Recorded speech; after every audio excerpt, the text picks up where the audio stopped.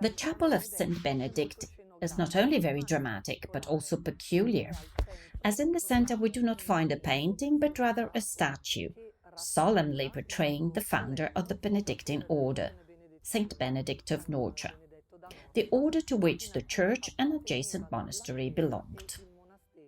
The altar was created in 1646 to enshrine the valuable remains of this saint, in particular the arm that had previously been kept in Brescia in the cathedral.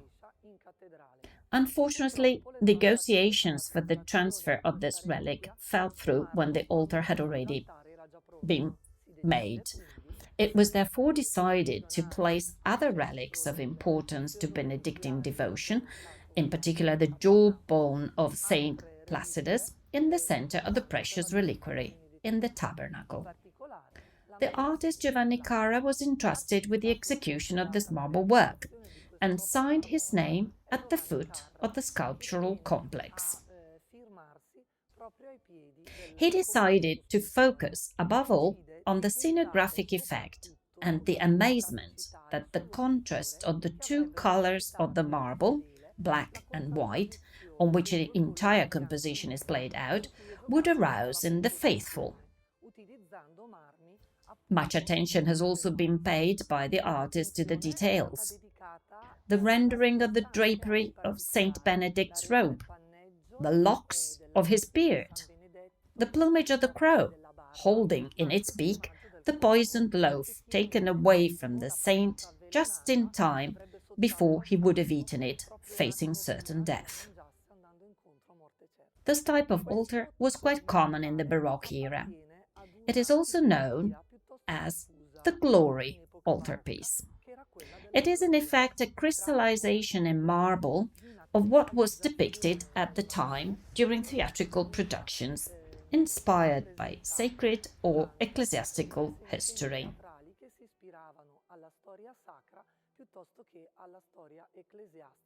The large structure encircles as a theatrical backdrop a sort of stage, that is a centerpiece of the altar, in which the statue of Saint Benedict kneels in ecstatic position, with an extremely expressive and theatrical gestural quality.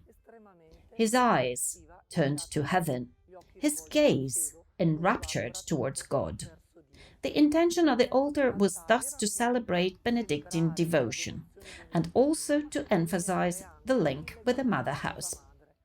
It is no coincidence that in the background of this representation we find the painting of the monastery of Monte Cassino, just as there is no shortage of references to the rule established by Saint Benedict, symbolically represented by the closed book at the foot of the statue and the open book inside the tabernacle.